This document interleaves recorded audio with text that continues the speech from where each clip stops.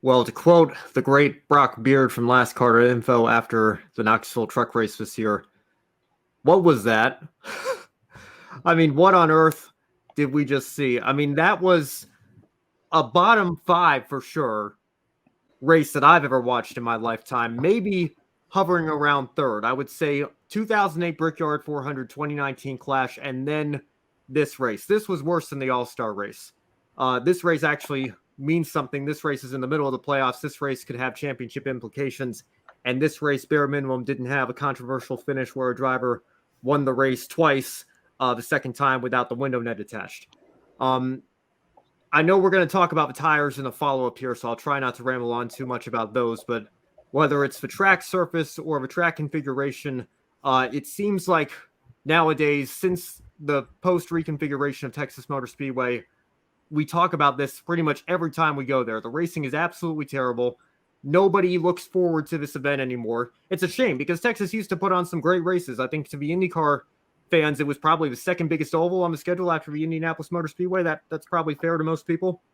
It's a shame because it was a really great circuit, a really great venue that created some good memories, and now it's a shell of its former self. And I think Kobe, to answer the question about a reconfiguration, I think the only thing that would be worse than what we have right now is a clone of Atlanta Super Speedway, if you will, Atlanta 2.0. I think that's probably what they're going to end up going with. We don't need another Atlanta, if you ask me. If we have that, you're going to have super speedway pack style racing. Ideally, if the reconfiguration is a success, if you're trying to clone Atlanta, success, of course, used. You can define success however you want to define success. But I think if we do that, what do we have? 8 super speedway pack races on the schedule out of 36. That's almost a quarter of the schedule being racing like that. And, you talked about Cody Ware as well. I mean, with the safety issues of a next-gen car, is that what we really want? Even if fans like that kind of racing, is that something that we want to be putting onto the driver schedules here? 8 races where you have these high speeds and these pack races and you can get these massive accidents. I don't think very many people will be on board with that. Fans might find it exciting. They might find it entertaining. And I know that that's the business that NASCAR is in these days, just as much as sport. Our own Adam Lemery saying an embarrassing race at Texas. I know Adam joined the short little IG live I had a little bit earlier tonight and said the exact same thing there.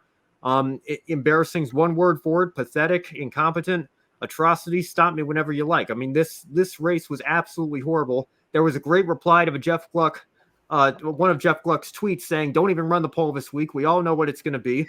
Like I said, I think it was worse than the All-Star race, and we all know that was 10, 11, 12%. Yes, on that one, I'll say the same thing that I said on the Encore show after the All-Star race. If you liked this race, please comment in the chat room. Please leave a comment below. Please come to me. Tell me what you saw from this race that you enjoyed, because I would genuinely love to hear it. I would love to get that perspective because I can't find anything. I don't know what we do with this place other than bulldoze it and rebuild it from the ground up, or turn it into a Walmart and race in the parking lot and have a street race there. That would certainly be more entertaining than what we got tonight. This was absolutely, absolutely horrible. I've lost all patience. I've lost all control. It's after 10:30. I'm going to stop rambling, let Matthew answer so that we can end the show earlier and get off the air. But it was awful, to answer the question bluntly, short, sweet, and to the point. Absolutely horrible. Got to do something. The status quo is not working. I mean, I loved every single second of that, Ben. And I think what Richard Childress has to do is call one of Tyler Reddick's old sponsors, Caterpillar, and bring down the bulldozers, because he won. That's it. We don't need Texas anymore. You could do whatever you want to. You want to throw dirt on it. You want to throw something on it. Just don't let people drive there. And I was thinking, I mean, I'm a big fan personally of super speedway racing. I like it. But now checking like what all our conversation was today with like the health risks and the safety, Cody Ware, we're like all of us were pretty sure Cody Ware, with these next gen cars, if he was 4 feet earlier hitting that inside of pit wall, we could be having a whole different conversation right now. And that's a tough thing. I don't want to see Texas Speedway Motor Speedway become a super speedway and become Atlanta solely because of the safety risk. You've seen Alex Bowman. I guarantee you Cody Ware said that the hardest hits they've ever had. Then when you go to Atlanta, Bubba Wallace, Kurt Busch hit the wall pretty hard at the end of the Atlanta race that William Byron won. It's just terrible. And Alexander, that's funny. The best part of this race was Logano finishing second to a Chevy driver. Hey, to each their own. I think everyone had a good race who finished in the top 3, especially Justin Haley, who didn't get any media coverage whatsoever. But obviously that's a whole another thing. But to answer Kobe's question about the configuration, it's time.